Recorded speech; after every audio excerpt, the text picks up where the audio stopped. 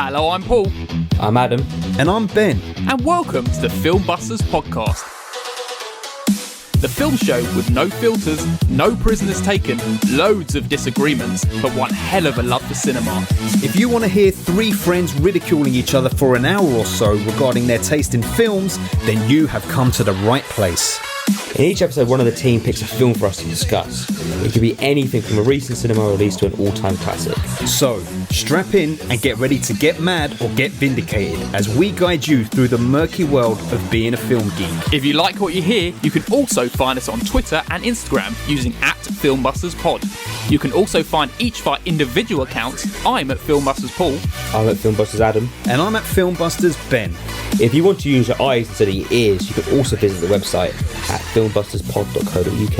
And if busting makes you feel good, you can also support us at patreon.com/filmbusters for exclusive content. Alright, can we just get on with this now, please? Filmbusters. So you've got a new podcast, Paul. I have indeed, yes. Me and my brother, I don't know whether people know, but we've had a YouTube channel for a long time. We've grown up making videos on YouTube. We got Paul and Tom is the channel. Doing very stupid videos most of the time, very juvenile. But we've decided to suddenly grow up and do a little podcast where we actually talk about some serious topics, basically. And it was very serious, this first one, wasn't it? Because it was death. Yes, I think we got pretty deep. I feel like we got pretty deep. You did this thing of playing in the shallows and then you swam out to the depth. And then you waded back to the shallows and then you went out to the depth. It was a good balance. Yeah. You're more famous for being Paul and Tom, aren't you, than being Filmbusters Paul? Well, I don't know. I mean, I have more personal connections as a filmbuster than with Paul and Tom.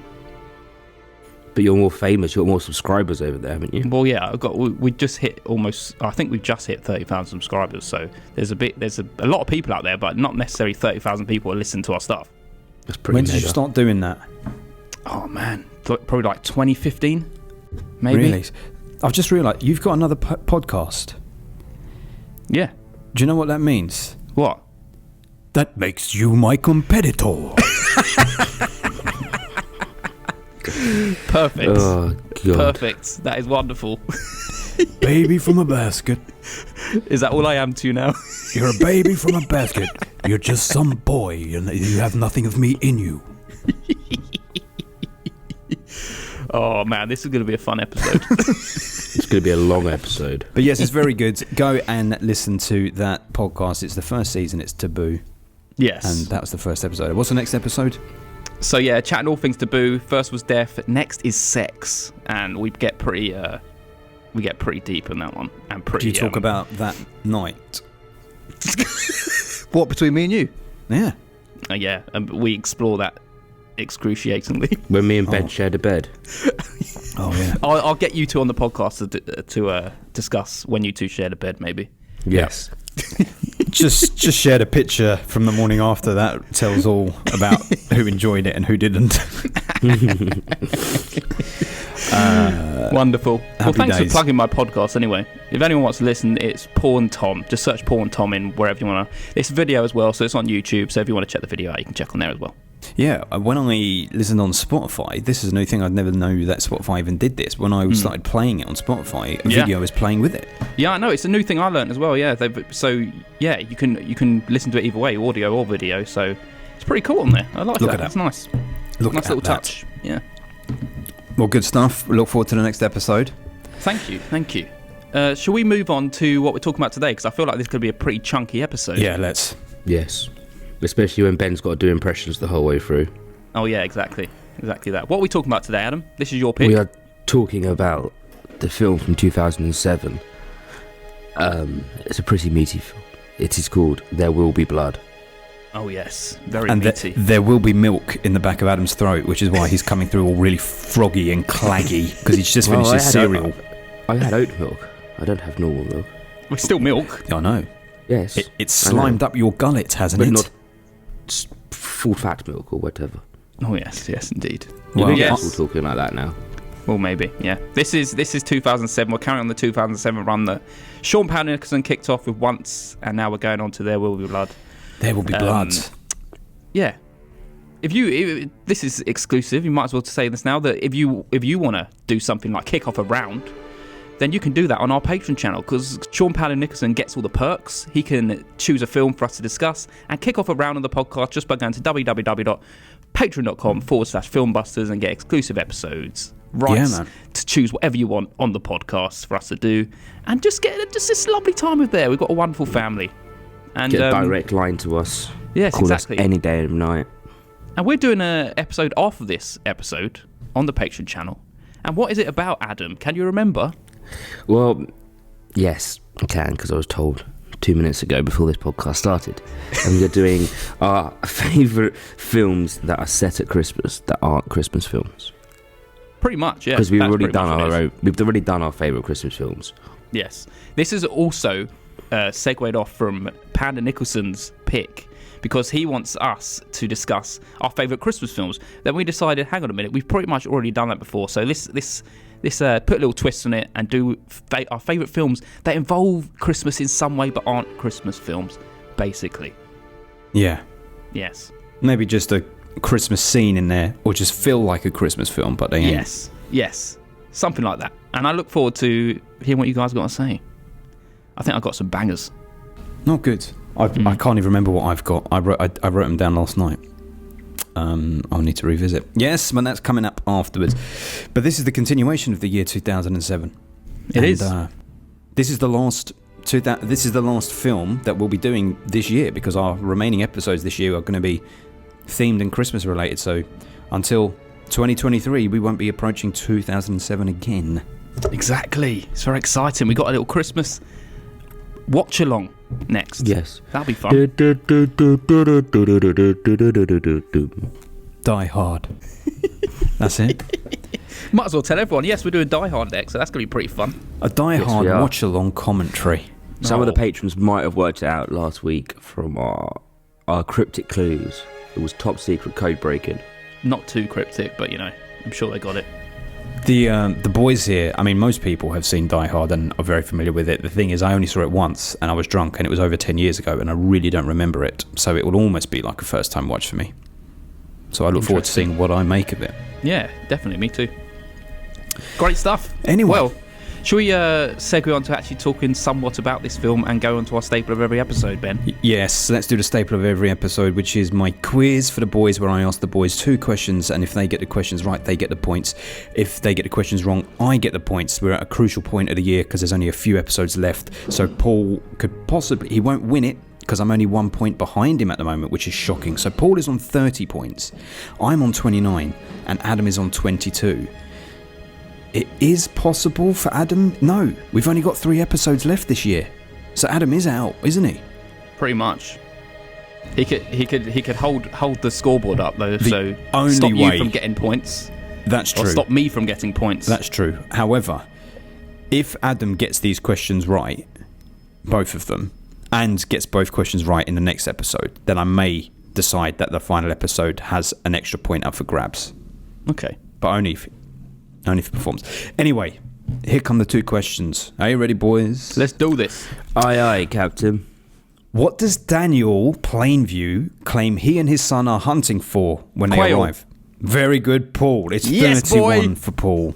So, Adam, you cannot catch him, but I well can. Done, Paul. Thank you. Get that little bastard. He ain't one yet. So here we go. But Adam, still see if you can answer this, because you could jam Paul up. What does Daniel Plainview call the oil which sits on top of the earth? Oh shit. What's he called it? Leakage. Yes. No. Is that it? No, it is, isn't it? It's not. Oh, okay. I'll tell you this much. It has 2 names. Begins with an S, doesn't it? I thought. Adam, why don't you follow that surface. Through? Don't blow your wads. Don't surface blow your oil. wads.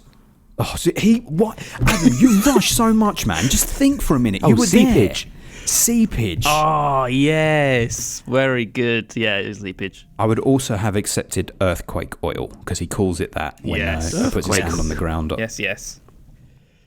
Adam, man, you could have... You silly. But actually, you gave me the point, so all is well. So that means, with 2 episodes to go, Paul is on 31 points, Ben is on 30, and Adam's on 22. It is neck and neck, pretty much between me and Paul. Pulling straight away from Adam there. Straight away, he left him in the dust. I left me in the seepage. There we go. Oh, you did. Play along at home, ladies and gentlemen. Wonderful stuff. Should we actually talk about some There Will Be Blood now? Let's do it. Ladies and gentlemen, I've traveled over half our state to be here tonight. I couldn't get away sooner because my new well was coming in at Coyote Hills and I had to see about it. That well is now flowing at 2,000 barrels, and it's paying me an income of $5,000 a week. I have 2 others drilling, and I have 16 producing at Antelope, so... Ladies and gentlemen, if I say I'm an oil man, you will agree. Now, you have a great chance here. But bear in mind, you can lose it all if you're not careful. Out of all men that beg for a chance to drill your lots, maybe 1 in 20 will be oil men. The rest will be speculators. That's men trying to get between you and the oil men to get some of the money that ought by rights come to you. Even if you find one that has money and means to drill, he'll maybe know nothing about drilling. He'll have to hire the job out on contract, and then you're depending on a contractor who'll rush the job through so he can get another contract just as quick as he can. This is the way that this works. Well, what is your offer? We're wasting time. Please. I do my own drilling. And the men that work for me, and they are men I know. I make it my business to be there and to see their work. I don't lose my tools in the hole and spend months fishing for them. I don't botch the cementing off and let water in the hole and ruin the whole lease. I'm a family man. I run a family business. This is my son and my partner, H.W. Plainview. We offer you the bond of family that very few oil men can understand. Right, everyone, this is a spoiler episode. Today we're talking about There Will Be Blood from 2007 by Paul Thomas Anderson. So, if you have not seen this film, we'll be spoiling it terribly. So, you might want to... Do not listen if you ain't seen it. Yeah, you definitely want to watch it first. You've got to. And come back and listen to us quote this film all the way to the bitter end of this episode. First of all, before we do Adam's plot, I've got some people who have been in films we've done before. Can any of you guess what episodes we've done of people who've been in this film? Obviously, what's his name? Dano's been in Batman. Yep, Dano Batman. One off. They got 3 more people. Now, he was also behind the camera of Wildfire. Very true. Very true. Yes, that is Wildlife. very true. Mm-hmm. You're only going to get 1 more, if anything. It's Daniel, obviously. Yeah. For Age of Innocence, That's which we correct. covered at this time last year. Yeah. It's been that long. Jesus. Daniel Day-Lewis is our Christmas boy. He's Christmas boy. We'll have to watch him again next year. That'll be nice. And I'll give you the other 2. We've got Kieran Hines. He's in Frozen 2, apparently. Now, he's Mance Rayder, isn't he? Yeah, Mance Rayder.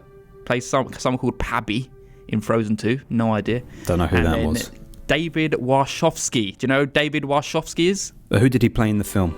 He's the standard oil man. He's the one who basically tells him how to look after his son. Oh, do you know what? He has such a recognisable face. He always plays like a fatty businessman type. I don't think you'll get who he is, but he's all he's cast out is bomb leader in Face Off. Do you know what? That's what I'm thinking of. Is it? I never would have got it, but that's now that you've said that, I can see his face in Face Off. He is the one who tells John Travolta when he's Castor Troy. He tells him we need to get out of here. Yeah, it does a little and dance. it's like, you get out of here. Yeah, I'll do it for his hero moment. Okay, so that's everyone who's been in this film. Adam, would you like to tell everyone a plot description of this film, please? Yeah, so this film is about Daniel Day-Lewis, and he's an oil man. He likes his oil, and he likes to rip people off to get his oil. And he goes into this little village, and he starts to buy up all the land and rob everyone for their oil from the land that they can't get to. And he meets a vicar, or was he a vicar? A little preacher man, yeah. preacher boy, the son of a preacher man. And very good. Yeah, and then he slowly goes more mad with power and money and rage and everything that surrounds this man in his life. There we go. There we go. Ben, you got anything about this film? Snake oil salesman. Well, there's plenty, I'm just going to cherry pick some bits. So this film is an adaptation of Upton Sinclair's 1926 novel, which was called Oil, which chronicled the fictional Ross family, who were based on various massive titans of the oil industry at the time.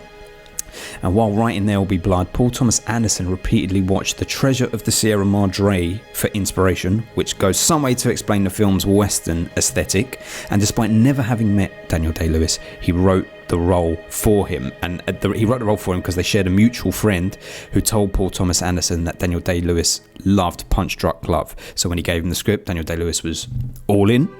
And infamous method actor Daniel Day-Lewis immersed himself in a role as always, reading letters written by men working and living in the oil fields in the early 20th century. Eli Sunday was originally going to be played by a actor known as Kel O'Neill, but he was fired just a few weeks before filming began due to a bad relationship with Daniel Day-Lewis, which led to Dano's casting. And funnily enough, Adam, considering this was going to be the other film you were going to suggest, it was filmed at the exact same time in the exact same location as No Country for Old Men. And indeed, while No Country for Old Men was filming, they saw huge plumes of smoke going up in the air and thought the set had caught on fire, but it was just the filming of that oil rig. Imagine bouncing between those two sets. Just imagine being in the air, just walking around and just... You know, there must have been some crew, I reckon, who worked on both, like did nights on one and days on the other. Wonderful, and both were shot in Texas. So there we go. Beautiful stuff. Also, imagine being around Daniel Day-Lewis method acting this role.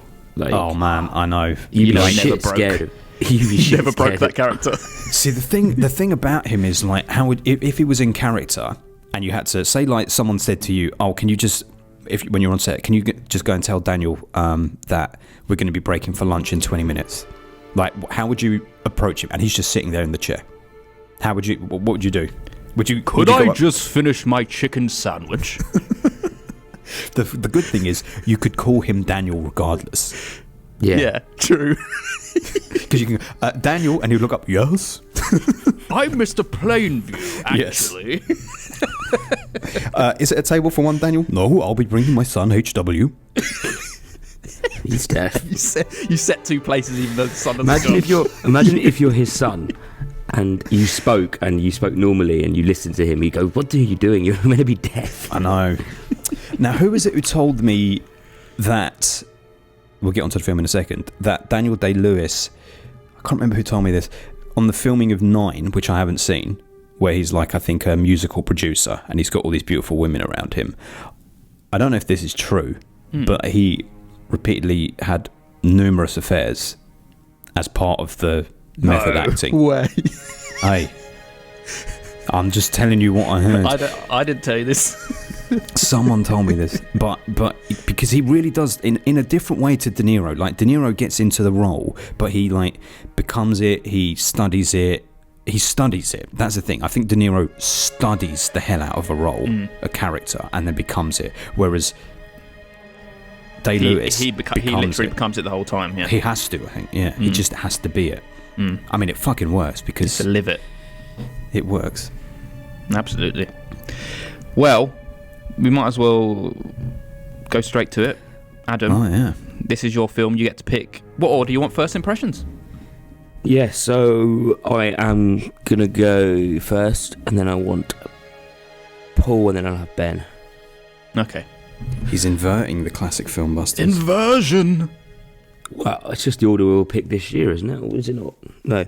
Anyway, yes, this is the second time I have seen this film. The first time was probably about 5 or 6 years ago, and I only really remember the oil thing catching on fire and obviously the end of this film, because I don't think anyone can forget the end of the film.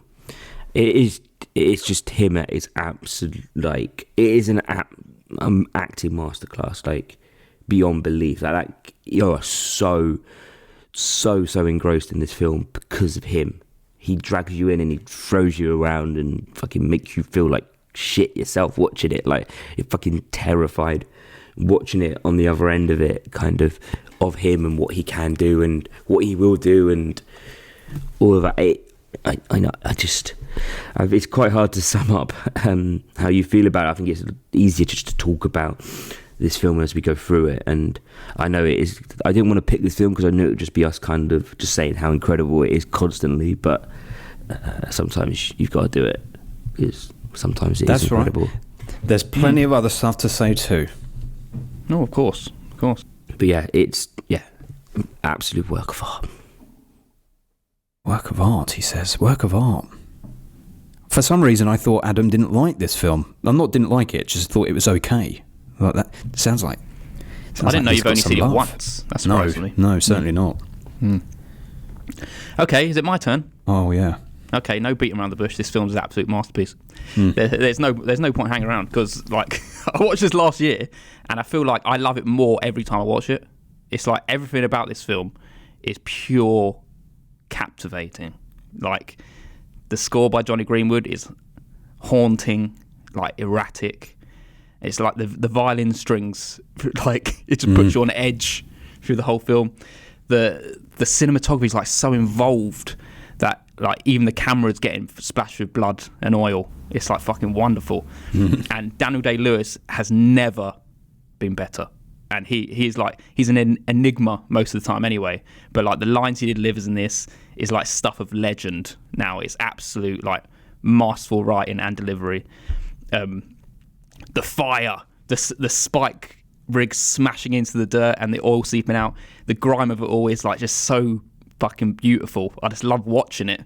And like I always thought its ending was like a slight dip in the overall story, but I just realised it's not. It's like it's just the culmination of pure obsession, like two men consumed with their craft, concluding an absolute fucking nasty bloodshed, and it's fucking perfect. And I've never loved it more than I have on this watch.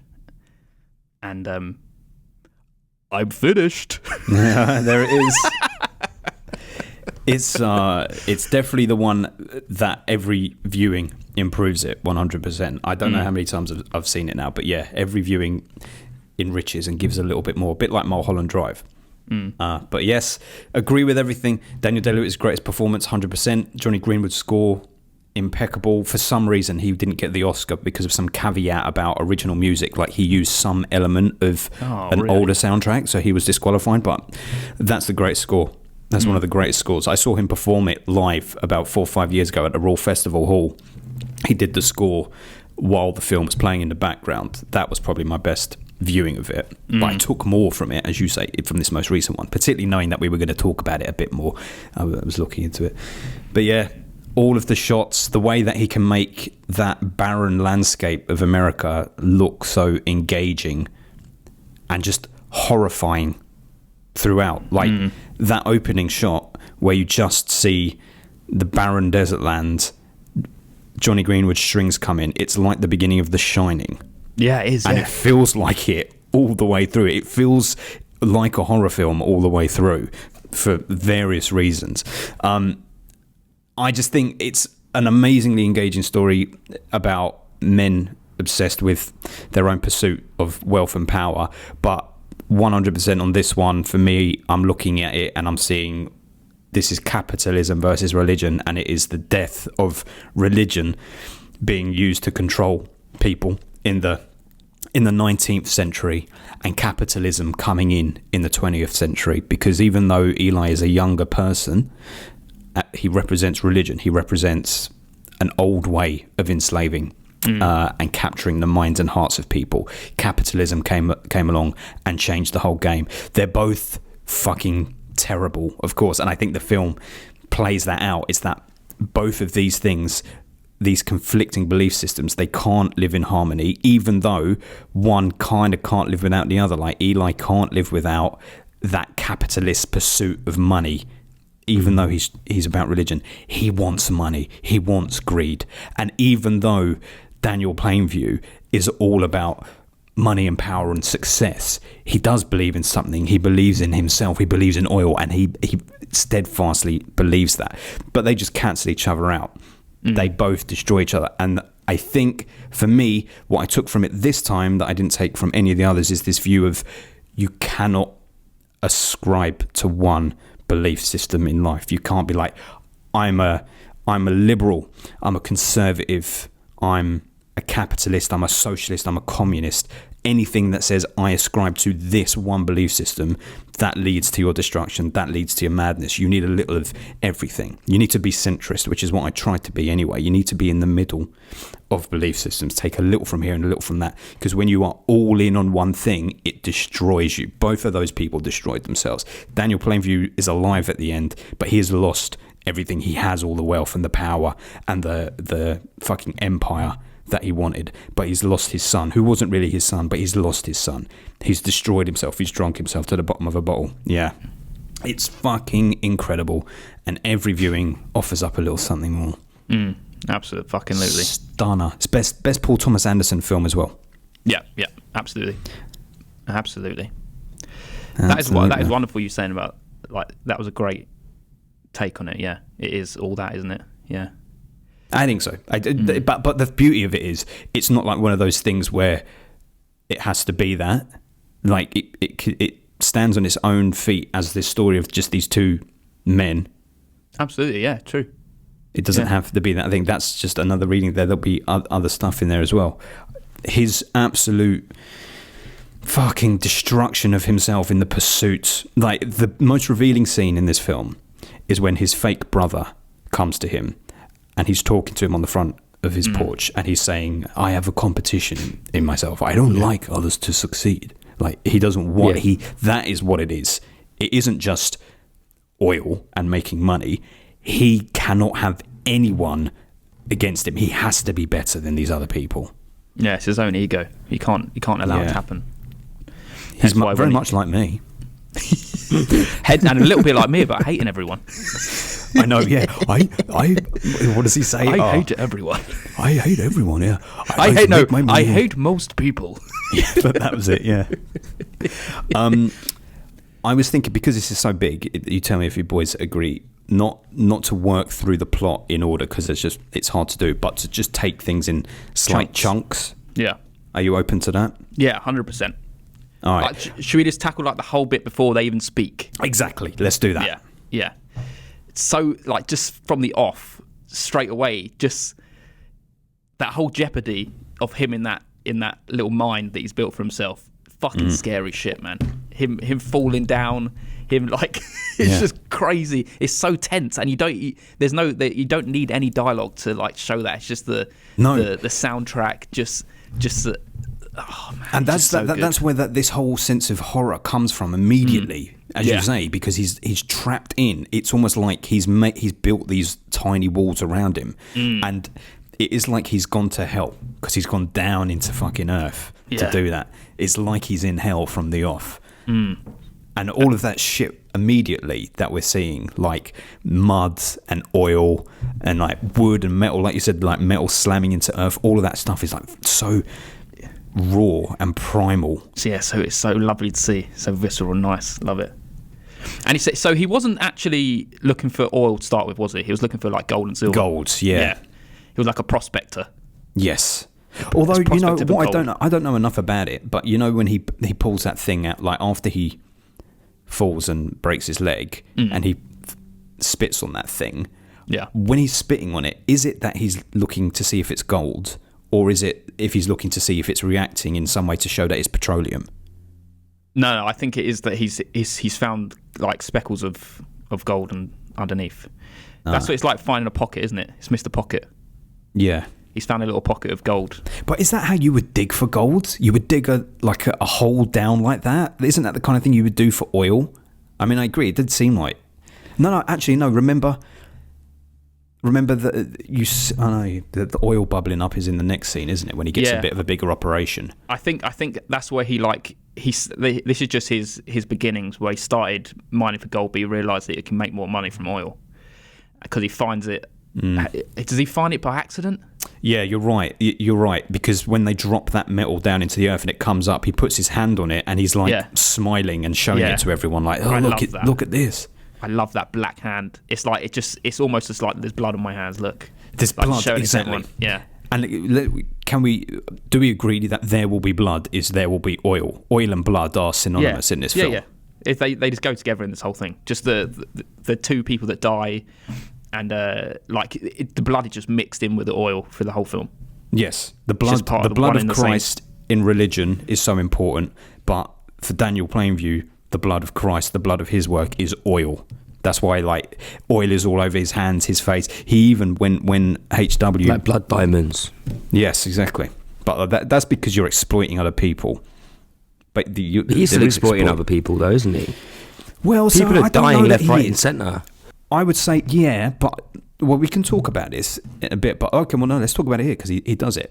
Do you think, for all his faults and like monstrous nature, is that what you think, Adam? Do you think that he doesn't care about people like that and he's I exploiting think he does people? obviously a bit annoyed that people die, and like, but I think he was more annoyed that the money, like the oil, was burning up rather than the person dying. Oh, you're talking about later in the film. Well, yeah, but you know, like when the man dies up front, it's not Yeah. because Daniel's made it unsafe or anything like that. Like everyone knew what they were getting into there.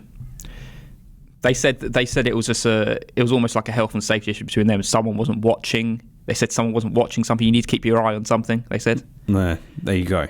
Yeah, and I think that it was just about more the fact of let's cover him up, so make him look a bit more presentable than they just got, make it look safer than it actually is, kind of thing for the rest of the town. Yeah. I think that was the reason. I remember differently that maybe he was exploiting the town a little bit more. I thought Well, that there was I think point, he exploits the town, yes. but the more to the town's point where he people. doesn't deliver what he promises them. Oh, yeah, But which that isn't the never case, happens. is it? No, because as the only thing we see is that he builds a church. We don't see him building roads or anything, but he obviously gives money to build the church, to give a bigger church for Eli. Yeah, But I had an idea in my head that he doesn't go ahead with all the plans of building schools and everything, but that never comes up. So Well, I'm guessing maybe he did. we don't see a school being built, do we? No, but no But one we ever can complains. So I'm assuming they did. And I see that, but this is what makes this film beautiful, is because you can see Daniel Day-Lewis as Daniel Plainview as a villainous, devilish one, and he is to an extent, and he is in the representation of capitalism. But capitalism isn't entirely bad. Capitalism does bring things like that. Whether Daniel delivers on it or not, we haven't seen enough to suggest that he wouldn't. He probably would, because for him that's small fry. But even still, I see a heart in Daniel, and it just gets corrupted over time. Like you could see him. It's the first time I ever noticed this, but when he puts HW on the train, he's crying. He's got tears running down his face. What, when he goes to the car? I was watching that. I couldn't tell if he was crying. Yeah, he was just no, it's keeping when- his head down like he didn't want to see him, like No, he was it's ashamed. when he's on the train. He says, "I just got to go talk to whoever the driver of the conductor," and he's telling him, and he's trying to like word what he's going to do, and he has a tear runs down his face while he's telling him, and I was like, man, and even HW knows, like, why are you crying? That's the first time I ever saw that. And I thought, yeah, man, he loves this boy. I think he's kind of sending him away for his own good in some senses, because he wants him to have a better life. But then he does kind so of miss. does he though? I don't know. Because but HW, it's in order to talk about that moment with HW, we need to go We gotta back. talk about- yeah. We've got to talk about some origin stuff and things that lead to that point. Well, okay. Well, then coming back to it, here's the birth of HW, because he comes into his possession because that man dies. yeah. And it, like, at that moment in time, knowing what we know by the end of the story, do you think the reason Daniel keeps that child is because he feels like a debt to that man? I'll raise your son, or because immediately he's like, I can use this boy to help me sell snake oil to these townspeople. Yeah, a bit of both. There is a bit of both. It's because there is some truth in what he says at the end about I needed someone cute to kind of help me settle the deal. It's 100% how it feels, isn't it? Yeah, but I also feel like he wants an heir. He wants someone to inherit what he's it's got, nothing. because It's that's not all why. for nothing. Yeah, that's why when his brother comes along, he's like, "Oh shit, I've got a brother now. At least I've got someone who can kind of share this business with me, even though it's fucking like he's the same fucking age. It's like he's gonna die." Now, see, that's interesting. I saw it more as, so okay. Everything comes full circle. This goes back to your point, then, Paul, about putting HW on the train. So I saw when his brother comes, that helped him put HW on the train, because for Daniel Plainview, whether it's through evil or other things, he knows that he doesn't connect with man. Like he says later, I hate most people. So in order to be taken in and trusted by towns and whatnot, he needs to appear a family man. If he hasn't got a son, he has a brother. Here's my brother. Family sells. Yeah. So for him, it's more about, I have someone else now that I can sell stuff with. And this guy can not a work. complete HW arsehole. can't. Yeah. So HW, off you go on the train. And obviously he's got a connection with the boy by that point, clearly. Yeah. But I think it's much, he wouldn't put him on that train if his brother hadn't arrived. Because without HW and without a brother, he's nothing. As we see when he kills his brother, boom. There's no recovery for him there. He's fucked at that point. He sells to Union. He falls into the bottom of a bottle. He makes his money, yeah, but him as a entrepreneur, pioneer, is gone. Yeah. He's the devil. He is the devil. And the child and the brother make him appear a human to the townspeople. I think there is something that I think the brother is in some way to blame also for sending him away, because he is also bringing up the conversation, what are you going to do with HW? He's almost like wants to get him out of the picture, so he's like the only kind of family he has. And I can't go all in on saying that Daniel does not care for HW because of that tear that we see. He clearly I doesn't never want to send saw him the away. tear, but even without the tear, I believe that he cares for him. I don't think he's callous, but I think he's calculated, and I think his calculation is, this boy is no good to me right now. Yeah, Send him away. He can come back, because, like, you know, when he asks Mance Rayder afterwards, how's he getting on? You know, he asks after him. If he didn't care, he would never ask that. Yeah, I think this is also going back again. We're just going to cut back and forward, I think. But to when HW is deafened, it's always, this is the oil first. He goes and tackles the oil problem, and then as Kieran Hines stand there saying, "Is HW okay?" He's like, "Nope." It's Well, like, he does a bit of both, doesn't he? Yeah, but he then grabs his son afterwards- first and runs him back to the property. Yeah. Even though he could have stayed at the well or sent someone else to take his son, he takes his boy and runs him all the way back to that cabin. And he's like, "Can you hear me? Can you?" You know, he's talking to him first, and then he leaves when he's established that his boy's okay. I think that's why there's that balance. I think there's a corruption of his heart There is, somewhere where he kind of loses that. It becomes more about the oil than HW or family. I think Maybe- he's always there, but it's just that he's never been backed It's into this- a corner where he had to Yeah. reveal it. I think the scales just tip sometimes, depend on the situation. It's the measure of a man. If you want to know what a man is really about, put him in a pressurized situation, and then you'll see. Lip service is nothing, because Daniel Plainview gives great lip service. Absolutely. And HW, the relationship by the end, particularly, it made me think of Succession. I think of all the complexity that they've built in 3 seasons already of Succession, with a father arguably loving his kids but not, and wanting them to be part of the business but not. All that complexity in all of those seasons, like that, all of that stuff is going on in the relationship with HW here. It's just, you have no access point to it. It's almost like the love has to be received through the business first. Yeah. It has to go through the business, and if you're not on the same terms, and the love is kind of severed, because it's like, well, we're not on the same page, so why should I care about you? Yes. There is another thing on the Daniel Plainview HW relationship, which is running in parallel with religion, with the idea of Daniel Day-Lewis as God and HW as Jesus, and that God obviously isn't really the son of Jesus. Jesus, who existed, was a man. He was born to a man and woman. God didn't really exist. So that connection, that Jesus died for our sins, but God sent him down, etc. It's like HW is deafened and made mute because of the sins of the father. Oh yeah, absolutely, yeah. The scene where HW's deafened, I think it's so fucking beautiful, man. That fire, it's so. It reminded me of what's it called? Sorcerer. Sorcerer. It reminds me of that, and it's like, it's such a beautiful thing just to see. It's literally like hell on earth. Hell is like spurting out the ground. Yeah, just it this, is. But this like pillar of fire just Yeah. on earth, and it's like, wow. It's man, because it's great. they look like monsters in that moment. Again, it's like a horror film. They become, those oil rigs, derricks, they are monsters then, like coughing up smoke and fire at that point. It's terrifying. And yeah, that's it. That one shot, my favourite shot, there's two of my favourite shots happening from the entire film in that scene. One is when he's reflected in the fire and he's in darkness, but the oil on his face is lit up and he looks wild.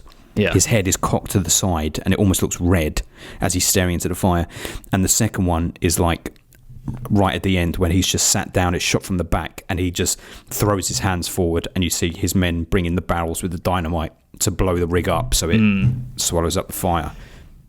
All of that was practical. I think this is what it is, isn't it? It's like when it comes to oil, he almost gets consumed by it, he's like hypnotized by it.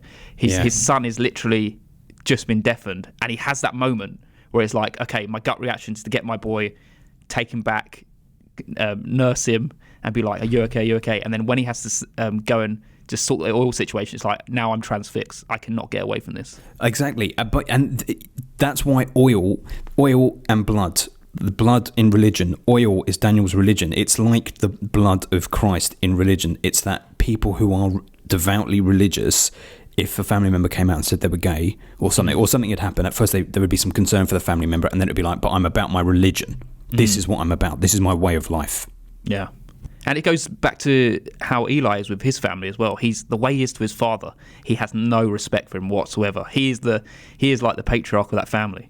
It's like he's the son, and he's like, yeah, man. It's like, I am in control of you because I am the godly man. Yeah. I'm closer to God than you. So it's almost that moment as well where he feels like he's okay. His son is okay. It's like, oh, he hasn't broken a bone. And then it's that slow realization over the next that scene, isn't it, when he realizes he's deaf. Yeah, over the next couple of like that scene where he's curled up behind him and HW just going yeah, and he's like, that's enough HW, that's enough now. It's like, why let him do it? He's trying to hear. His hearing might come back, the doctors don't know. Yeah man, it's heartbreaking. And the way that I in this entire film, because everyone is an oil salesman, snake oil salesman. Everyone is a false prophet. Talking about false prophets and shit like that. They all are, because none of them are who they say they are. And it's all because of the lies that they tell. So I almost feel like because HW loses the ability to hear is why he is pure at the end. He doesn't hear the lies anymore. He's just himself. Oh man, that is very true. Go back to the scenes of when he's sitting in the cafe when they order 2 big steaks, and it has him, obviously Daniel, covering his face with a napkin. He's like telling the lies. But why did Daniel cover his face with a napkin there? Because HW. Yeah, but that didn't matter anything to HW. That. Yeah, but that is the thing, isn't it? I think HW knows that he's telling lies. If he actually heard what he was saying. No. Like he's just trying to be bold in front of these other people. So by covering his face, it's like he can't read his lips or anything. But then it's beautiful the way that, as you say, he can't hear the lies. It slowly pans to see HW's like reacting to what's around him, and the sound slowly cuts out to silence. Yeah. And it's like this is HW here, like unaware of actually what is actually happening. Yeah, like this what is true. is being said. Yeah, this is true. Wonderful shit. Yeah, it is wonderful. Before we go too far forward, let's go back to. I want to talk about Eli. All right. Well, before you talk about Eli, let's talk about Paul. Yeah, let's talk about Paul. Might as well talk about Paul. One little Don thing where he got out there while he could. He was. Now check this out. This was a little theory. I'd never had it before, and then it came unstuck in the final scene. Yeah. Yeah. So you could, in theory, view it as Paul is Eli's way of almost like not a split personality, but it's his way of channeling a more greedy, selfish persona because he can't reconcile it with who he is as a man of God. So he pretends to be Paul, but his family would even have to be aware that he has this Paul side, if that's the case, because they talk about Paul in the family home. That's where Eli attacks him, because he says it was your son Paul that did this. But Eli, even in that moment, if Eli has to compartmentalize a greedy persona, Paul, off, you could believe that that is the case. But it's right at the end when Eli visits Daniel, and Daniel's like, oh, Paul's doing very well. He's got his own. Yeah.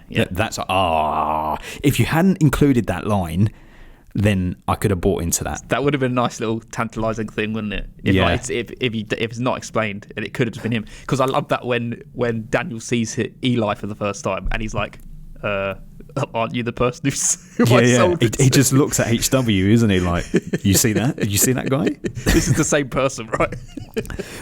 I know, that was good. But yeah, Paul, he's he did the right thing, didn't he? I think he did say as well at the end. Well, did he do the right thing? He essentially sold out his family. Fuck his family.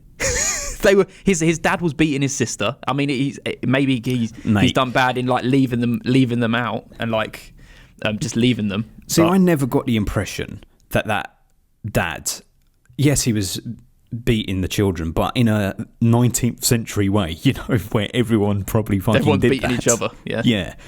Like when Plainview, we're all over the place. But when Daniel says to the girl, your father doesn't hit you anymore, does he? It's not because he's this moral man who wants to ensure that these children aren't being hit. It's about him just exerting his power now. Like, I'm the big man around here now, and your dad won't hit you. Because that old man is quite sweet and lovely. He's very nice when they come up to the ranch. Well, clearly not, but, you know, 19th century, mate. All of these people would have owned slaves if they could have. Yeah, they're true. Everyone had their faults and can look nice on the exterior, I guess. Paul Dano in this is great as well. He's so fucking great. So I listened to an interview with Tarantino the other day, and he said, because him and Paul Thomas Anderson are good friends, and he does love this film, but he says the one thing he doesn't like about this film is Paul Dano's performance. Oh, really? And I heard him say that before I watched it. So when I was watching this film, I was like, let me look for it. I'm like, mate, you are so wrong. Maybe you wouldn't have a Dano-like character in your film, but you are so He wrong. likes both aggressive. It's like Dano is that peaceful. You almost don't know they're at war at certain points. It's almost like he's very collective and calm and And they are at war. yeah, but they're just not always obvious. Like to the person walking down the street, they don't know. It's to them two they know. Yeah.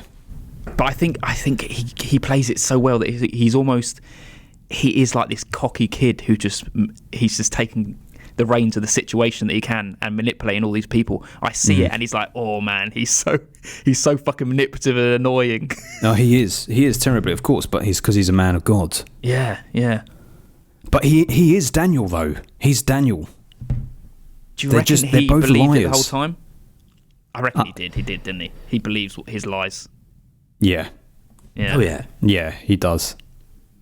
But he has a price. You can believe your lies, but you have a price. Yeah. That's why immediately he's like, when he sat at the table and he's like, how much will you give me? $10,000 for my church. It's like, well, so what? You can be bought. Yeah. That is a great little scene as well when he first comes saying he wants to buy the land for the quail hunting. Yeah. And he's talking to Eli's dad, and then you can see the situation. He literally suddenly directs his whole body to Eli. It's like, this guy's great. not in charge. That is a masterclass in acting and directing. Yeah. You're You right, could because at feel it. first Eli's like just an annoyance for Daniel, and then by the end he's got him sweating and he's got fully focused on Eli. Yeah, it's like, I did not see the situation coming. Yeah. He knows about the oil. Yes. Here is where we see that Daniel really is an exploiter, because that's when he's talking to HW before that meal, he says, we're not going to give them oil prices, we'll give them quail prices. Quail prices. Yeah. And it's like, so that's capitalism getting fucked. Yeah, absolutely. And it's that whole thing he says to them when like, you can't do it, I can only do it. Yes. Like, you don't have the resources. It is true to an it's true. extent. But if he can start up, they can start up. I mean, man, it's a fucking volatile profession. It's like, look at that. Look at what the fucking pillar of fire. It's like you can't just be any person who's trying to dig that oil out of the ground. No. Because your house will be burning down. Your whole land will be burning down. And that the idea of how volatile it all is present throughout the entire fucking film. You're right, like Sorcerer, where it always feels like it's about to bubble over and explode. Yeah, this is, I think, Absolutely. what it made me feel like I said about his performance. It's like you feel dirty and gritty. It feels like you're so immersed in this film by the end of it. Yeah. Like you You feel feel like sweaty. yeah, and you feel like you're covered in oil and I love seeing Daniel sell to the town as well, like getting everyone's land, and Yes. and he's so believable. He's so charismatic that it's like, yeah, I would sell. This guy's out for my own intentions. He wants to help this town. Yeah, kind of he wants to help. make it thrive. But like any great politician, if they can just talk the talk, they don't need to walk the walk. And that's the thing, is it's the balance between, well, it's backed by religion, because Eli's on board. It's like, well, the whole town's going to give in, Yeah. because it's being backed by God. Yeah.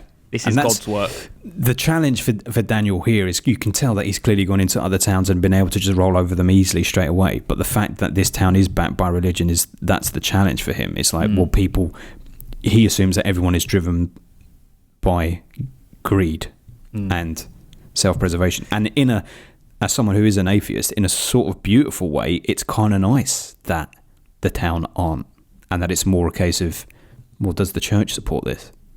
Because it kind of shows that not everyone is all about greed and money. Yeah. But it's a change in it. The whole thing is, it's the industrial age, which changed the world, changed America massively, but changed the world. And before the industrial age, religion was all you had. That is what you fell back it is on. pretty mental that this film, well, it was set 120 years ago. Like, that doesn't feel like nothing, but it's so No. Well, dated. the beginning was, but like everything that we were seeing, the main bulk of the action was like 1920, so only 100 I thought it years was ago. only the end, though. It's only when his son comes back. Oh, isn't yeah, it? it's like 1911. It starts in 1898. Is it? Yeah, I thought it was set in 1911. 1902. I don't know why I had that number in my head. It starts. I wrote them down. 1898. It starts, and then when he's doing his "I'm an oil man" is 1911. Yeah. Oh, okay. At the end, it's like 1922 or something like that, isn't it? But yeah, Yeah. his pictures are great, man. Will there be a road to the church? Well, that's the first place. That's the first we'll place. go. He's so good. He is so good. at it. he knows what to say in those situations, like off Yeah. the cuff. Yeah. It's like, how do I manipulate people the easiest way? And with I Eli. believe all things. Yes. Are you a religious man, Daniel? I believe in all faiths. I like them all. Such It's a blanket statement. Yeah, but it's so calculated because at that point he's like, I don't know what you're. He's putting his feelers out. Yeah, he's like, Yeah. why are you asking me that? Are you asking because you are or because you're not? It's a very diplomatic response. Like, Yeah, he does it very very good. quickly. You know what I also love is when fucking little Eli, little roach. This is the moment I hated Eli the most, was when he came to Daniel after the well had been built, and he's like, you will introduce me, I'll bless the well. Oh, You will yes. say the son of these proud hills. And Daniel Day-Lewis was like, well, that'll be fine. And then the next day he's got his sister there instead, say, proud daughter of these hills. It's great. And you just see Eli's face. Excellent. That is where the war starts. You're right. On that moment there. That is when Eli's like, right, you've made an enemy of me. And I like it. It's there is that balance there of, like, not blessing the well almost coincides with the death of a man. Now, here is what I'm particularly interested in talking about. Yeah. Because I don't think that it is saying because it wasn't blessed, all these terrible things happen, but it's no I'm not coincidence. saying that, but it just that is the bit is the bit of the story it's followed by after that. I know, but that's what I'm saying. There is an argument that if it had been blessed, this stuff wouldn't have happened. I'm more saying it coincides with this is more fuel to the fire between the war between them both. Because it's like, well, if you didn't bless it now, and then it's like Daniel Plainview's like, you fucking idiot. It's like, I know. It's But like you see- he's got one up again. Isn't that's religion as well? For those who hold the belief system, when something terrible happens, they'll say, well, this is because you're faithless, you didn't have belief, this didn't happen. Yeah. Of course, if you wait long enough, something bad's going to happen. So you can always say that. But it is all bad stuff does happen after that. And just good stuff as well. Then they got loads of money and they built a church. They still didn't bless the well. That's true. Yeah. And the man who died, in his personal effects, when Daniel's cleaning it out, has that little stitched crucifix. So Yes. he had taken on the church and he died. A religious man got A killed. religious man got killed. Yeah. There you go. Where is your faith now, brother? Yes. Great Wear stuff. out thou faith.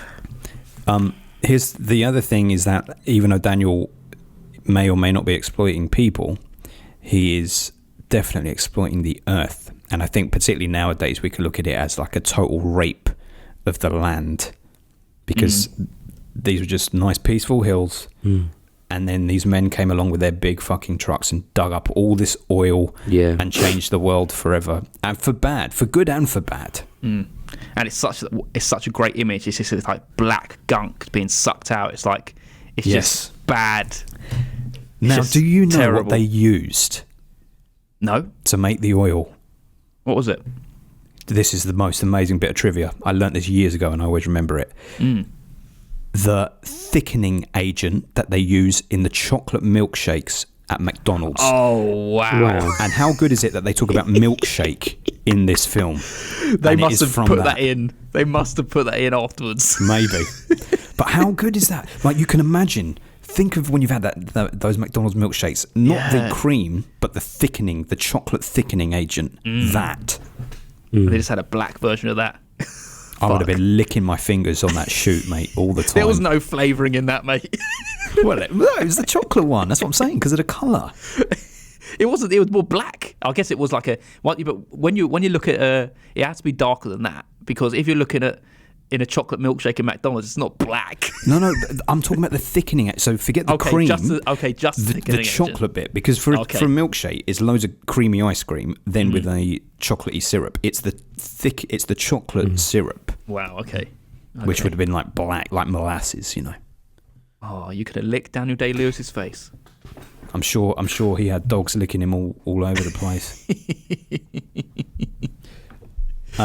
Sticking with Eli then, what do you think about that scene where Daniel visits the church and Eli's performing a mini exorcism? Potentially might be the best scene in the film for me. There you go. Potentially, yes. So fucking good, man. Just the lines, just the tension between them, the fact like at the end where Daniel's whispering something to him and you can feel like, oh shit, what did he just say to him? And Oh wait, hang on. Face. Okay, hang on. Which one are you talking? You're talking about when Daniel's being blessed. Yeah, I'm talking about Daniel being I'm talking about baptized, before whatever. that, when Daniel visits the church and you see Eli for the first time. There's an old woman, and he throws the devil out of the church. Yes. And the camera is moving as if we are the devil, and Eli's looking at the camera and forcing us out of the church. You know, and he throws the devil out, and the camera's moving with it. Okay. When he's healing the arthritis. Yeah. Yeah. That I love the way Dano performs in that. Like, he's screeching, "Get out of here, devil! Get out!" And the camera is moving back as if we are being cast out. It's incredible direction. Yeah. Absolutely. The whole film is just everybody just on fire. Like, the set's on literally. fire. But like everyone, I can just imagine how engrossed that set would have been. Like, everyone's living in it and just like, Yeah. yeah. You know how good this film is? When I went to see Johnny Greenwood doing the score live, like in between all of his bits, he would just like straight up turn around in his seat and just be watching the screen, like captivated by it. Can imagine. Fucking great, man. And Go on. The other one. Go on. Sorry, do the one you were talking about, the baptism scene. Are you saying that scene was your favourite scene? No. I'm saying potentially one of them, because I think it's one of the great scenes in the movie. Yeah. The Like way great it's performance. shot, it's And performance, shot, yeah. but direction. Like without it, that's why it goes to show it ain't just about what's on the page and how it performs. No, Great film and great direction has to be from the positioning of the camera. If you position that camera in the wrong place, or you static that camera, or you cut in that scene, you change the entire dynamic. Yeah. But there is no cut, and we are like a part of that congregation. At first, we're a part of the congregation, and then we realise It's we're like the devil. alienates the viewer. Yeah, pushing you out. because we know that's the beauty thing. At first, we're listening to him, and then we as an audience are like, "All right, he's exploiting these people," and it's almost like the film shifts, and we become the devil because we've acknowledged that. So then Dano has to push us out of that church. Get out of here! You're not a believer. Fucking love it. Yeah, that is wonderful.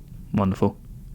But talking about the other church scene, yeah, I think it potentially it's either this or the end scene, I think, for me, as the best scenes. But him baptizing Daniel and just the way Daniel reacts, the way Eli's reacting, just the tension in the air, and just the lines that Daniel's delivering or Daniel Day-Lewis is delivering. Yeah. And just like, just give me the blood. Give me the blood and let me get away. Yeah. And then he's slapping him, and you can see the smile on Daniel's face, and he's like, oh, man. You know what? When I Oh, watched boy. that, I think Daniel Day-Lewis must have said to him, slap me around in there. And when he first gets slapped, I think Daniel Day-Lewis is actually surprised. And that's Yeah. why he looks so surprised when it happens. I'm really surprised. And then, he says something to him at the end, Yes. which we don't hear. Yes. But what do you think he says? A little threat, just to say that is like, man, you fucked up. I think he That's it. said, I'm going to eat you. Because in that very final scene when he's chasing him around a bowling alley, he says to him, I told you I would eat you, Eli. Oh, yes. Very true. Very true. But man, what a fucking great scene. And Great scene. Just Which the he way, had to do. Yeah, Daniel's performance in that is one of the best pieces of acting I've ever seen. I abandoned my child. I abandoned my boy. Yeah. I abandoned my boy.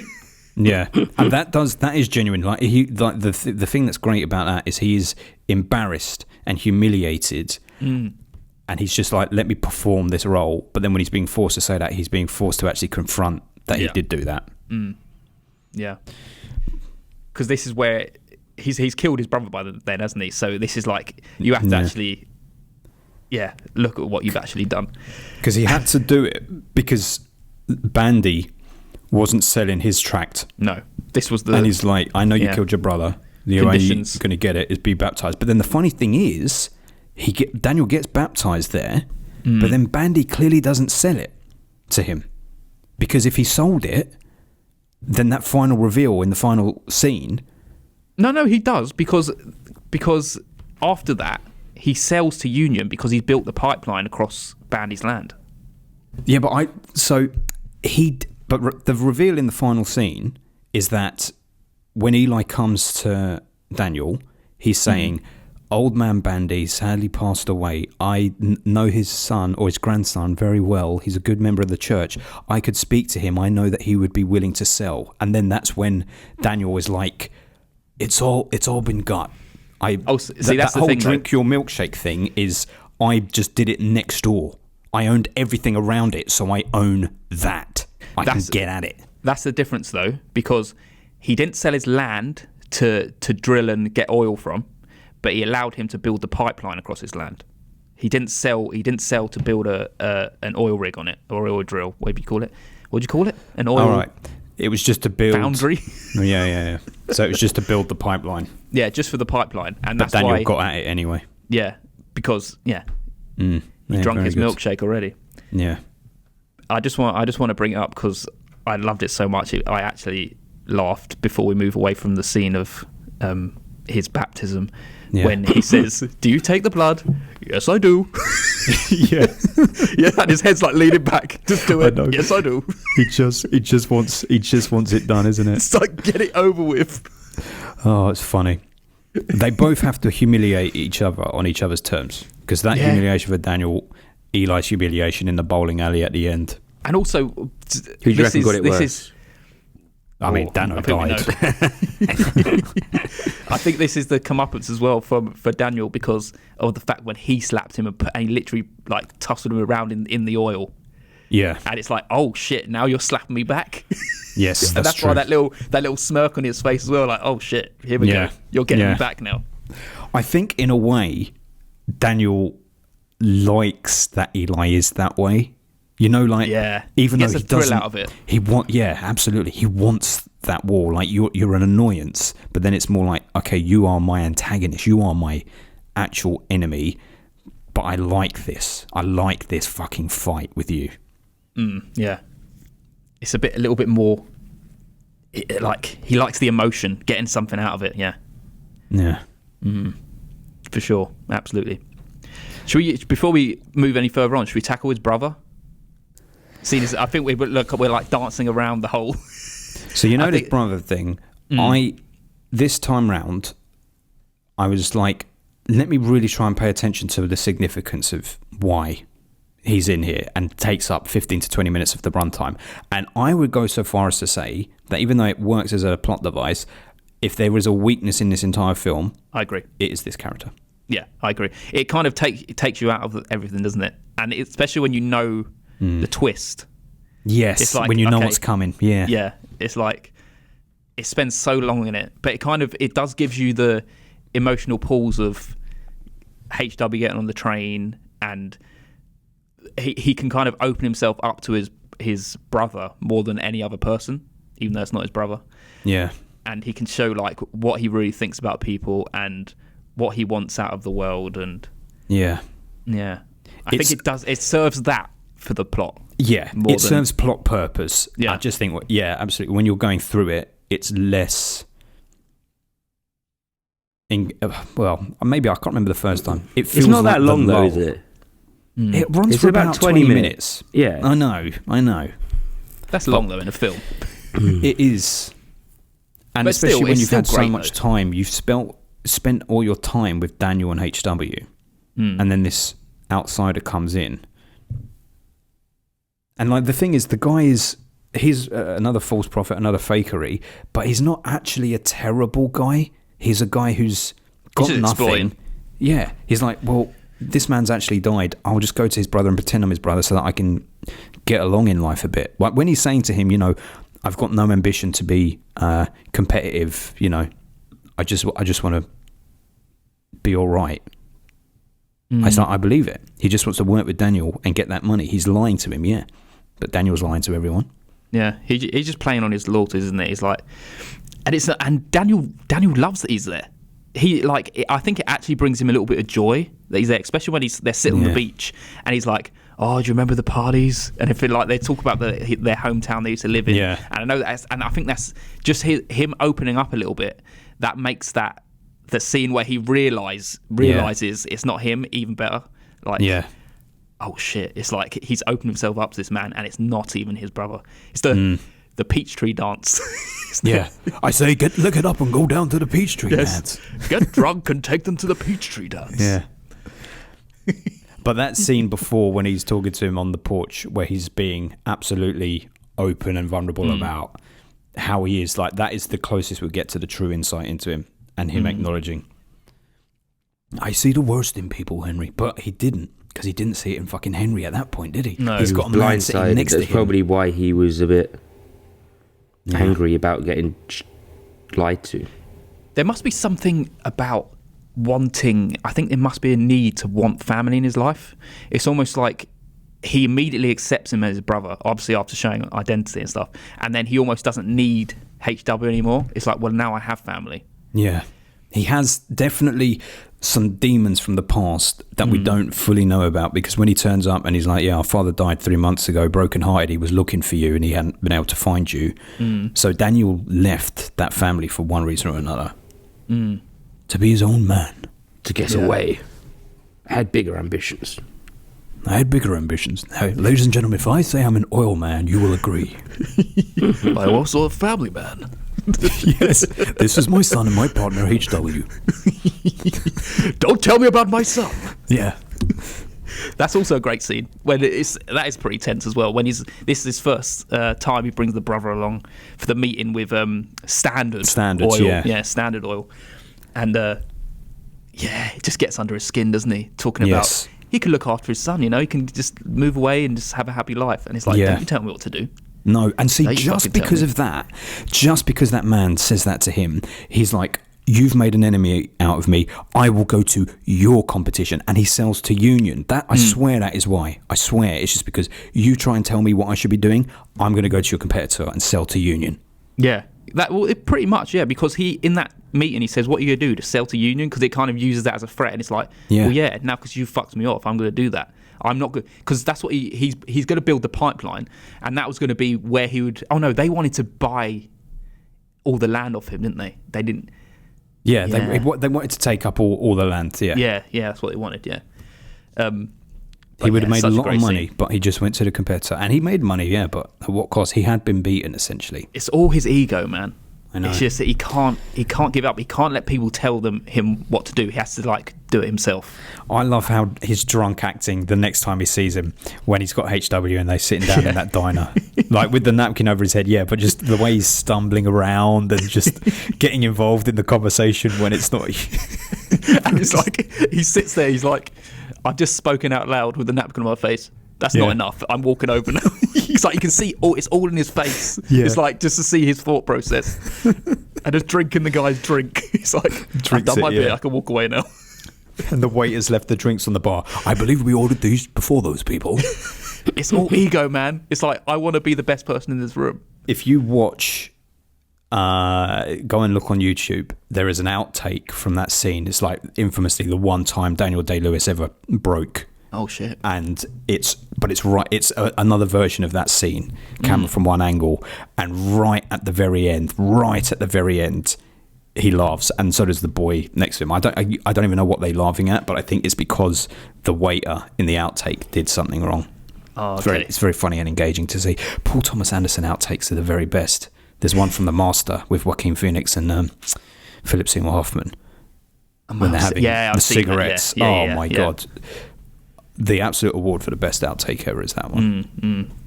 Because it's so serious. It's like the conversation they're trying to have that is just funny to see and break. Wonderful, man. Wonderful. And so shall we go to the future, 1927? Yeah, come on then, let's do that. HW marries Mary. Yeah.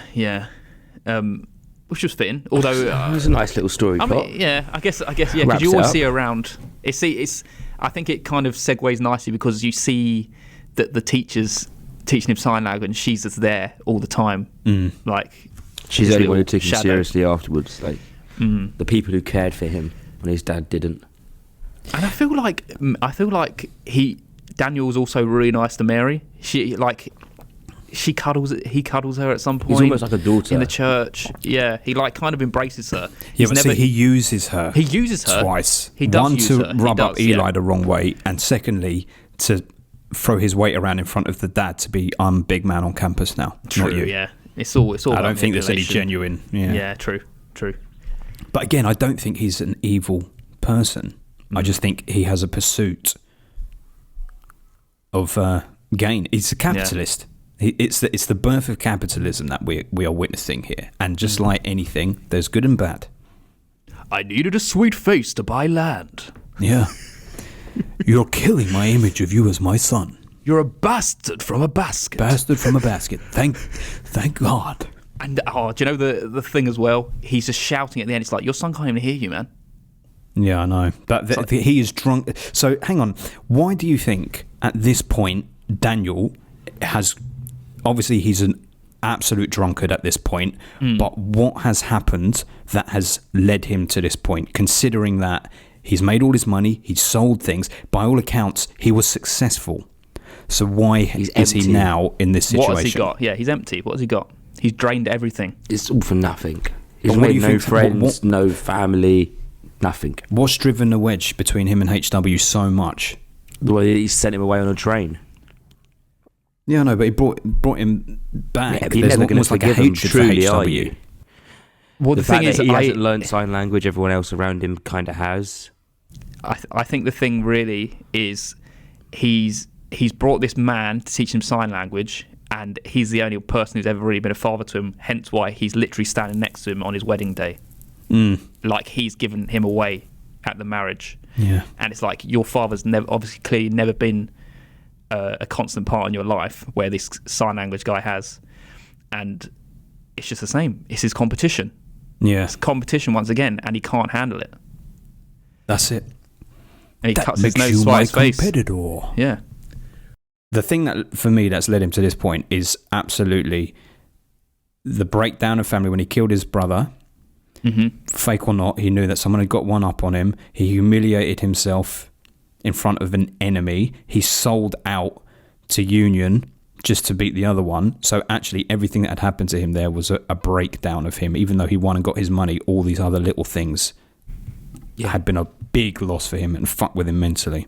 Yeah, for sure. He really starts drinking after what happens with HW. And and just fucking shooting in his house. He's got a shooting range. Yeah. He's shooting like random pots. and He's shit. stumbling around everywhere, man, clinging to his banister as he's going down the stairs and all that. I think it's just like a constant need to try and be happy. Like this, he needs all these big stuff to feel happy. Hence why he's got a bowling alley in his house. It's just like, why? Yeah. Why have you got this? Because you thought it'd be a good idea, bring you a bit of happiness? No, you're just sitting there shooting stuff at your house because you can't find any kind of joy. Yeah. I've always thought it was an interesting setting to have as the final set piece in a film. The only thing I can connect the bowling alley to is it is a symbol of America, particularly, isn't it? Like bowling is a very It's American. also unnecessary, isn't it? It's you've gone so far now. It'd like be the thing of having a cinema room. Like it's it's like the max of luxury, isn't it? It's like Agreed. you just have stuff in your house because you want it. There's no need.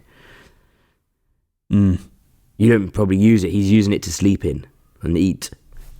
He's literally like spark out on the bowling alley lane, and his servants coming he's along. literally in the gutter. Yeah, He literally is. in the Yeah, you're gutter. right. maybe there's that as well. This is the opulent gutter of his house. Yeah. The funny thing is when Eli comes to him and is trying to wake him up and all that, when Daniel finally gets to his feet, he's doing some great acting. It's almost like to wake himself up from his hangover. He starts slapping the back of his head and he shuffles backwards and forwards on his feet. It's like, you know how slippy the bowling lanes could be? Yeah. It's almost like oh shit, I'm on a bowling lane. He's just fucking eating a chop or something. Yeah, just some leftover meat. Oh man. Yeah, I love how casually he's eating that. Why Eli thinks he's got the power in that scene. Yeah. It's just this cannibal. He's eating everything. Yeah, he's like, I drink the blood of lamb beneath Bandy's tract. I love that. I love it. So fucking good. The dialogue written in that scene is fucking wonderful, man. Just Yeah. and how Dano is like literally come to him pleading at last, like, I need your help. I need you. And it's like, man, Yeah. when did he ever think in a world that he would help him? I know. Fucking deluded from start to finish in this film. But the funny thing is, like, he does say to Daniel, "Oh, my brother by marriage," because true, they are related by that point through marriage, because he's married his sister. His son has married his sister, although there's no blood. But Eli doesn't know it. Yeah, true. That's very true. You don't even realise I've been fucking you for years, is essentially what Daniel says to him when he tells him that he's been doing it from the plot next door. You've had no power. I've been just draining you dry, like literally drinking, sucking your blood. Capitalism at its finest. You don't even realise you are being fucked. Tell me you're a false prophet. Yes. But see, again there, Eli at first is just saying what Daniel wants him to say, but the more that Daniel pushes it, the more you actually believe Eli when he's saying it. It's like, let it out. Yeah. He even adds on, and God is a superstition.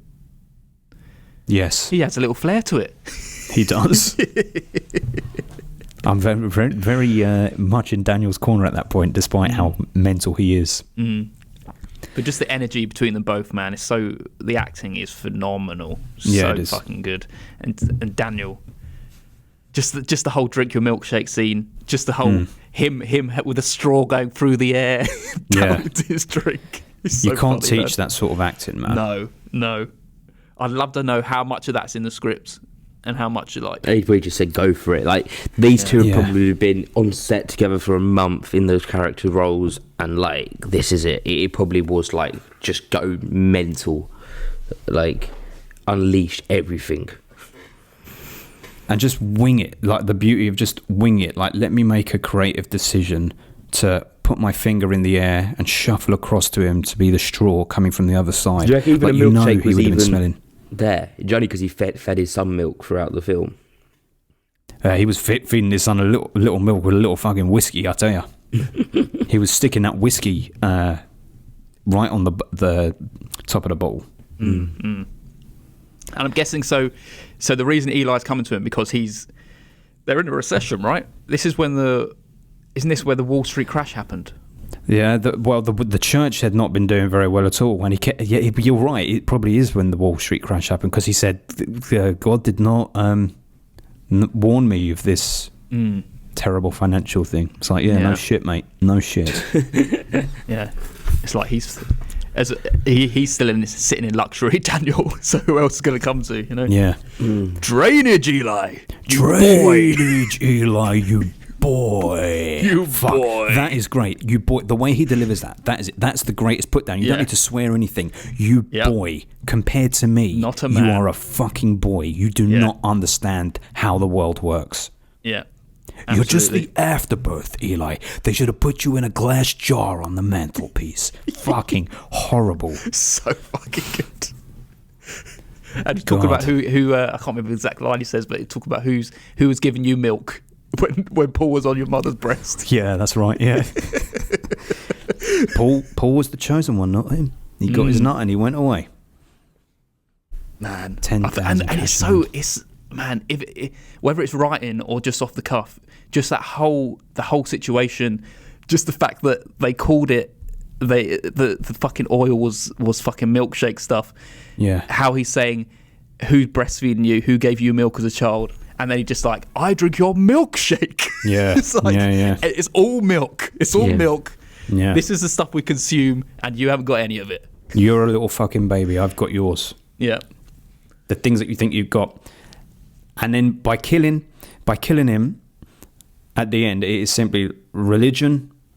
It ain't the controlling thing anymore. It is profit, greed, capitalism. As fucked up as it is. Like, Daniel is alive at the end because capitalism is fucking alive. But it's a horrible, terrible fucking thing. But man, actually, it's needed. Corrupted. Yep. A little bit of everything is needed.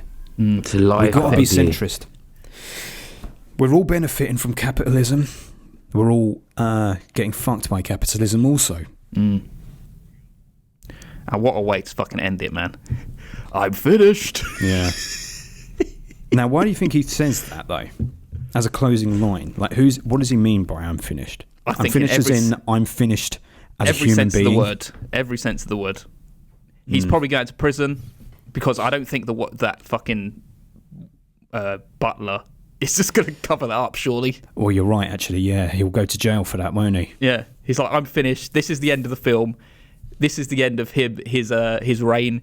This is the end of him as a person, and he's going to jail. Yeah. Daniel, the house is on fire. He doesn't budge. Well, there we go. Fuck me, man. What a fucking selection that was, Adam. Yes. Thank you for bringing us to the podcast. Because someone That was picks a something great light one. next week. Well, I we're doing think we Die are. Hard next week, mate, so I wouldn't Yeah. worry about I should have that. picked the Simpsons movie instead. See, I'm so glad you didn't, mate. See, if you had picked the Simpsons movie, we'd have just spoken about how crap the Simpsons is nowadays. Man. True. Also, I don't think comedies make for good episodes. We never really cover comedies. They don't make for good episodes. You just that talk about the much. funny stuff that happens. Yeah, There's no like delving into. And it's not plots, funny to really. talk about funny stuff. It's like seeing a stand-up comedian and repeating their joke. It's like, It's hard. you're not funny. Let me It's just the watch the delivery. original. I agree. This was a very good choice, sir.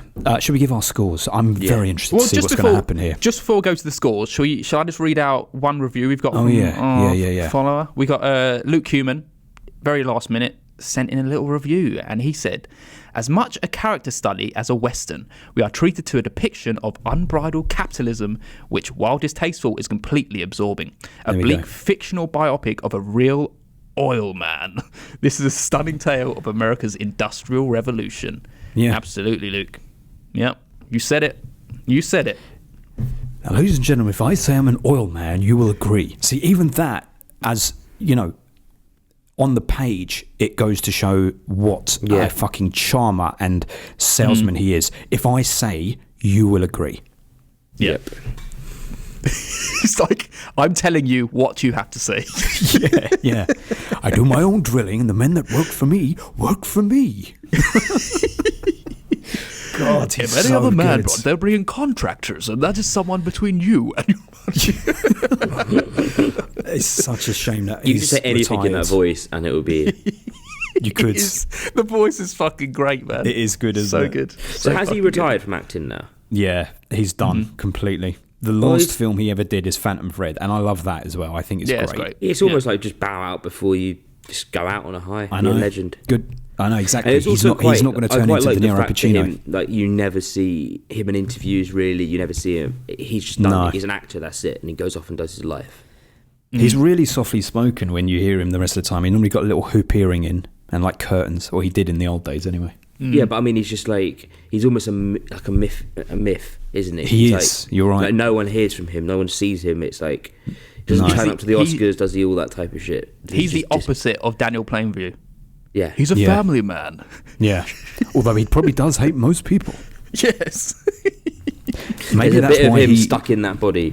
There's a bit of Daniel Plainview stuck in Daniel Day-Lewis. Yeah. Well, I mean, you've got to draw from something. The guy really spread out films. Like, so since 97's The Boxer, there was 5 years before he did Gangs of New York.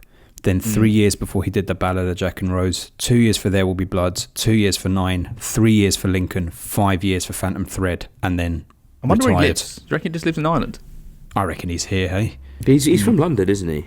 He born in Oh, is he? London. Yeah.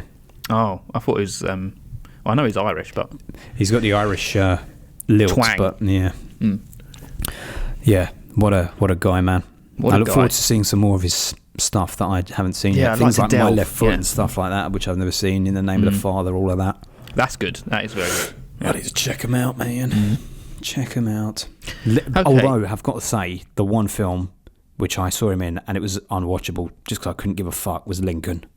Oh, really? I've been meaning to watch it because I was thinking, oh, it's Daniel Day-Lewis. Okay. It's just Interesting. boring as fuck. It's Is it? talking about All politics. politics. And Oh, it's okay. like, ugh. Oh, shit. It's like, yeah, you look great, Daniel, but you're playing Lincoln, and I don't give a fuck about Lincoln.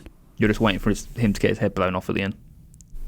And I don't even think you see that. I don't even think that happens. It doesn't, Oh, shit. if I recall. There was not blood. There was not blood. You know what? Right. Great title for a film, man. It's fucking great title. You know Saw 2? Yeah. Jigsaw goes, oh yes, there will be blood. And that was before this film came Oh, out. shit, So do you yeah. think Paul Thomas Anderson heard that and was like, He was at great. Everyone thought it was a Saw sequel. Imagine at the end when he goes, I'm finished. The doors open and Jigsaw goes, the key to your shackles are over there.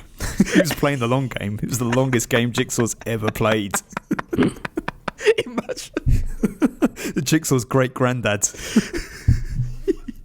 Oh, mate, if that had happened, I wouldn't know what to think. I would be both amazed and joyed, and I would also be like, what's a cop out? I am grateful to be alive. Yes, and he's the new voice of Billy the Puppet. Give me the blood.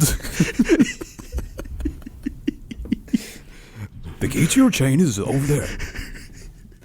The key to the chain is inside this man's stomach. Stomach, yeah. Live or die, it's your choice. Live or die, make your choice. There are 60 minutes on the clock. Oh shit, this needs to happen. There has to be an edit. We do an audio edit on top of Billy the doll in certain scenes. You look like a fool. Anyway. Follow your heart. Yes. X marks the spot. X marks the spot. Quick as you can, HW. That's what I liked. He sends HW up at the opening of the rig. HW's running up the stairs. He's only been gone 5 seconds. And he turns around. Quick as you can, HW. He's running. The kid's running. Don't leave these people waiting. Oh, it's so watchable. Even for things like you don't even realise. You're just enjoying shit in Yeah. it. It's just pure joy. Come on, let's have it. Let's have the numbers because I'm very intrigued. Go on, Adam. For me, this is a 9 out of 10. It was a 9 before, it's a very solid 9. I think the more it could go to a 10 one day, but for now it's still a 9. So it ain't going to beat Irishman. I really want to rewatch it, like, ready straight away. Look at that.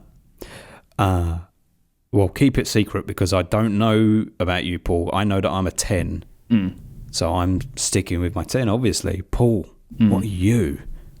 I'm a 10, man.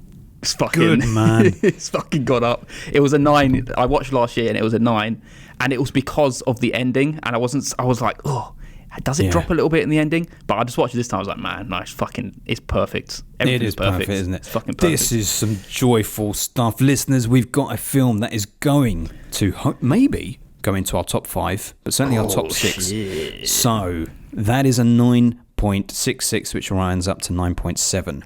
There are 4 films at 9.7. Let's see how well it will do. The first film it needs to beat in spot number 5, Cinema Paradiso. It's better than Paradiso for me. Paradiso is better for me. It's better for me as well. What is? Yes. There Will Be Blood. Ah, okay, good. Wait a minute. Well, Wait. Adam, did you just say this is better than Cinema Paradiso? No, I said Paradiso is better. Okay, right. Oh, yeah. Okay, so it's going into number 5, at least. Next up, Home Alone 2, baby. I watched Home Alone 2 last night. I'm saying this is better than Home Alone 2. This is better than Home Alone 2. See, this is a real sticky wicket, because how can you compare something like Home Alone? Well, we and With Paul something both like said this. this is better, so Oh, fine, okay. I you didn't don't have to make that you don't awkward have to make decision the then. decision if you don't want to. Whiplash. This is better than Whiplash. Whiplash is better for me. I think just for the energy right now that I feel just talking about it, it is better than Whiplash. Okay. We'll ride that energy all the way, baby. Here we go. Fuck me. This is for the number 2 spot. Better or worse than Home Alone? I've got to stick with Home Alone. Yeah, I'm sticking with Home Alone. Oh, there we go. That's very good. So, In at number There 3. Will Be Blood is our 3rd best Wow. film we've ever covered on the pod. I'm very happy I'm with that. happy. I'm happy with that. That looks good. What that does mean, sadly, is Dr. Sleep drops out of our top 20. No. I'm happy to lose that. The Batman is our new number 20 spot, but our top 5 now looks like this: The Irishman, Home Alone, There Will Be Blood, Whiplash, Home Alone 2. Wow, we were. Look at that. Wow. I'm very happy to see There Will Be Blood up high like that. That's good stuff. I knew it was going to be high. I was kind of secretly hoping. I was like, please, Adam. I know. Please give it a 10. If he'd given it a 10, because it's only happened once in our entire time that we've all gone 10. Maybe And one even year that I'll took pop a it while. up to a 10. Well, We have to watch it again. Yeah. you have It to might watch get it better. again. Hopefully it gets better. I think it does, man. It grows. This film was a grower. Interestingly, if you hadn't upgraded to a 10, Paul, and you'd stuck with a 9, it would have gone head to head with Joker. What would you have said there? Out Joker of interest. better. Joker You better. said that, yeah. Yeah. Well, give me the blood, Eli. Give me the blood. Give me the blood. You look like a fool, Telford. Yes, I will. You look like a fool. You boy. You boy. You boy. Bastard film. from a basket. What a fucking film, man. I'd totally forgotten the whole film we're bastard from a doing then, basket. stuff. after Die Hard? Well, I'm not revealing that until we get to our end of year, because then I'll set us nicely up for January. Can you not tell us? Can you not tell us? I don't know what it is yet, mate. I don't even know what it is. Oh, okay. Let him leave and let it simmer. Let it It'll simmer. be boiling. I know. Boiling hot when we get to it at the end of the year. That was a mighty fine film to close the year with. Yeah. Absolutely. We need a little bit of light-hearted Christmas entertainment for our next few episodes. So, boys, I got a question for you. Since we are doing Die Hard in our next episode, and it's a watch-along, we're going to be recording this in the morning. Now, traditionally, we have a little beer when we watch our Christmas films. We're going to have a beer at 9 o'clock in the morning. Yeah, fuck it. It's like we've been on holiday. It's the start of Christmas. Do you know what? I'm game. Do you know what I'm going to do? I'm going to drink some mulled wine. Yeah, you do Oh, that. lovely. I will do that. That'd be nice. I've got some mulled wine. Maybe I'll do the same. Spicy. God, 9 o'clock drinking. It's been a long time. Right, shall we talk about what our patrons have to say this week? Yes. Right, so our patrons, they let us know films they've been watching, the best and the worst of this week. And you can do that too if you become a patron at www.patreon.com/filmbusters, and you can become friends with the likes of Jason Clarkson. Yes, you can. You can also join Francis Sabarini. You can also join Andy Bishop, holiday friend. You can also join Ben from Film Vloggers. We have the unbeatable duo of Mark and Steve from Movie Drone. Unbeatable, he says. There's another duo. It's Home Video Hustle, but mainly Brent. You can join Mr. Luke Human, who just gave us a little review of There Will Be Blood. Yes, and this year, the star man is Sean Panda Nicholson. We also got Nerd Revert, who originally came from the land where There Will Be Blood was filmed. Texas. Oh, lovely. We also have Mr. Julio, who's also from Texas. Yes, we also have someone who's not from Texas, and that's Jamie Russell. He's most certainly not from Texas. But there's the other two cowboys who definitely are from Texas. It's Katie and OT. Yes, the other unbeatable duo. There we go. Duos all round, baby. A 2-for-1 What money happens back. when two unbeatable duos fight? Only one way to find out. Then we have a stalemate. Well, there you go. Right, first of all, we got Mr. Luke Human. He said, 2022's not okay. Don't be fooled by either the premise or the marketing here. This is sharp, satirical coming-of-age drama that in some ways follows a well-trod narrative but explores Kantian philosophy by way of 21st century Western society construct and some of the most prescient threats that young adults are concerned with. In fact, it's so thematically dense that occasionally very funny comedic moments only serve to make us even more aware of the conflicted feelings we are forced to have towards the main character. Deutsch will clearly be a star and is allowed to show both the charm evident in Double Tap and the more grounded emotion of the outfit. Supported by an emotionally powerful performance by Isaac, the production weighs the scales in favour of social critique rather than parody. Write this off as trash at your peril, but it is undoubtedly a story that captures the zeitgeist in a challenging and engaging way. 9 out of 10. It's an okay film. I thought it was okay. I gave it a 6 out of 10. It's a good film. It's good. I wouldn't watch it again. 7. It's very much of the time. It won't stand up in the future. People will never think of it again, but it works as a snapshot of the shallowness of online. It's an interesting it's an interesting storyline. It is. It is an interesting storyline, and it is handled quite well. But the thing that he just ruined it for me by saying the charm evident in Double Tap, because as soon as he said that, I realised that she's the really fucking annoying blonde in Zombieland Double Tap who ruins that movie for me. So now I look even less kindly on Not Okay because I've realised that it's her. When you're watching it? This shows how good of an actress she's a good actress. Yes. That she's annoyed you. In Double Tap, it was... Oh, fuck, man. Just ask Jenny. I couldn't stand that bitch. She was just... I couldn't stand the performance. I couldn't stand that they wrote a character like that in, but we're not talking about Zombieland Double Tap. Well, although Zombieland did come out in 2007, so that might appear in yeah. Well, sounds like Not Okay was okay. Just okay. Yeah. Certainly not a 9 out of 10 though, Luke. Come on now. Next up is Sean Panda Nicholson, who says, hello lovely people, the best is Weird, the Al Yankovic story, which was a wonderful lampooning of the biopic and had no business being so good. I'm not a Yankovic fan in any way and had no hopes for this movie, but Radcliffe delivers and it needs to be seen. Definitely for fans of stuff like The Unbearable Weight of Massive Talent and Tenacious D, The Pick of Destiny. 8 out of 10. That's what me and Adam give it too. Yeah, it's very, and I agree with what you said there. It's, yeah. It is. I agree. It doesn't need to be. It was. Yeah. I didn't have any hopes for. I hadn't. No. Yeah, and it was just. It was good fun. I had no hopes for it because it was Radcliffe, and I just can't buy him as anything other than Harry Potter. But this, because it's such a ridiculous character, it works. Worst was Smile. I wanted to like it more and thought it'd be a lot more fun, but its sluggish pace and almost aping of the Rings plot just bored me. Some good effects and kills though, but 1 hour 55 is far too long for this heavy-handed mental illness allegory. 5 out of 10. I don't even have to see the movie to know that that's probably what I would feel. I've heard like very mixed things about it. Some people loved it, some people have hated it.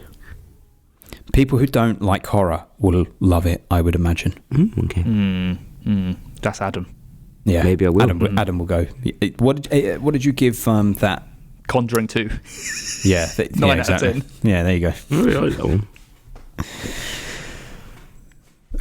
I would be avoiding it mainly because I really didn't think everyone's going, oh, look at their viral marketing campaign. You know that they paid people to go to like baseball games in America and just stand and smile. Did they? And then the camera would pick up on them and they'd go, oh, look at this creepy thing that's going on. It was the viral marketing. But it's like, it isn't, because you're intentionally filming it and posting it online. And it's like, it's That's quite a clever idea, I guess, but... See, it appeals to this idiot, this jackass, No, but it's this something generation. different, though. It's fun. It's some fucking mix it man. up and, yeah. It's fun, is it? That's fun, isn't it? Mix Well, it it's up. something different, isn't it? What, going to a ball game and smiling? What is this person smiling so much for? It's really off-putting. God, it's like- that Daniel Plainview turned into an American. Well, Daniel Plainview was American. He is American. But he speaks with that sort of British aesthetic to his Yeah. commanding voice. There's well-spoken Americans that wanted to be English, or they were probably colonised by the English. And There is Very a much word they for were. it. It's how Frasier speaks. it's that. Oh, yeah. It's what they wanted to have Hollywood actors speaking like, wasn't it? Yeah, it's that balance where it's like, are they speaking American or English or British? Yeah. This Right. is my son and my partner, HW. That is the end. We are finished. That is the end of There Will Be Blood, and the last proper review of 2022. Yes. We've got some meaty reviews coming up, though. They're a bit longer than this one. There'll be like 7-hour-long episodes coming up. When we do our end of year business, yeah. Yeah, potential. Right. It's been a long episode so far, boys. It has. So, we better mosey on over and do our Patreon episode. If you want to come join us, everyone, you can Yeah. become a patron for the mere £1 that you Yes. have to pay to get onto it. So, you should do that, or we'll just see you next time in Die Hard. See you in Die Hard, and bring your Christmas jumpers when you listen to us. Oh, lovely. Tales Masters.